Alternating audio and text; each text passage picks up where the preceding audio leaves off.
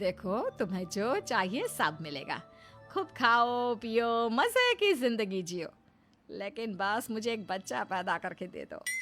कुछ दिनों के बाद, मम्मी, बच्चे के लिए आपने मेरी शादी चमेली के साथ करवा तो दी, लेकिन दिन और रात का चैन मिट गया है।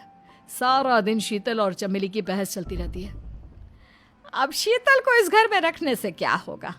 मैं तो कहती हूँ उसे घर से निकाल दो, है भी किस काम की। मैं ऐसा नहीं कर सकता माँ, वो मेरी पत्नी है, उससे बहुत प्यार करता हूँ मैं। तुम्हारी पत्नी चमेली है, चमेली, उससे प्यार करो।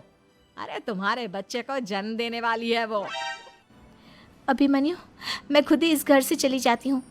वैसे भी अपने ही घर में नौकरों की तरह रहकर परेशान हो चुकी हूँ।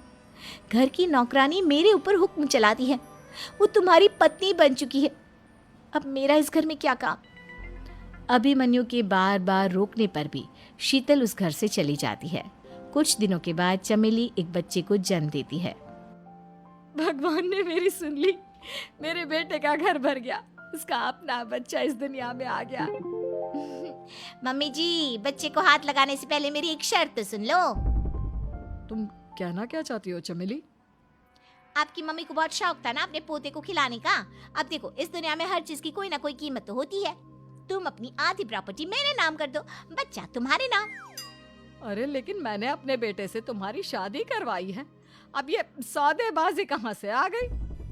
जो औरत अपनी बहू को घर से निकाल कर एक नौकरानी के साथ अपने बेटे की शादी करवा दे, वो तो सौदेबाजी कर ही सकती है ना। उसका कैसे भरोसा कर सकते हैं? मुझे बस आप लोगों की प्रॉपर्टी चाहिए, उसके बाद ही बच्चे को आप हाथ लगा सकते हैं। मैंने कहा था ना मम्मी, आप गलत कर रही हैं। देखिए, उसका नतीजा आपके सामने है। जब शीतल को पता चलता है कि अभिमन्यु और चमेली का बच्चा दुनिया में आ गया है, तो वो अपने घर पहुंचती है। अभिमन्यु, कहाँ है आपका बच्चा? क्या मैं उसे देख सकती हूँ? कुछ भी मत पूछो शीतल, माँ की हुई एक गलती हम लोगों पर भारी पड़ रही है। वो नौकरानी अपनी औकात पर आ गई है और अब हमसे अपनी आधी प्रॉपर्टी मांग रही है, वो भी बच्चे के बदले में। एक बात कहूँ अभिमन्यु, आप उससे कुछ भी देने से मना कर दो। अरे कैसी बात कर रही हो? मेरे बेटे की औलाद है उसके पास, ऐसे कैसे मना कर दे? मम्मी जी, वो अभिमन्यु का बच्चा नहीं है, वो चमेली और उसके बॉयफ्रेंड का बच्चा है। ये तुम क्या कह रही हो शीतल? ये देखिए वीडियो। चमेली और उसका बॉयफ्रेंड आपस में बातें कर रहे हैं कि उन दोनों ने मिलकर आपको बेवकूफ़ बनाया है और अब इस बच्चे के बदले आपसे प्रॉपर्टी भी हड़प लेंगे। हे भगवान, ये मुझसे क्या हो गया? ना तो बच्चा मिला और अपने बेटे की नौकरानी के साथ शादी करवा दी सो अलग। अब क्या होगा? मुझे माफ कर दो शीतल, मेरी वजह से तुम्हें बहुत तकलीफ हुई है। अभिमन्यु, मैंने कहा ना, उस नौकरानी को उसके बच्चे सहित इस घर से बाहर निकाल दो।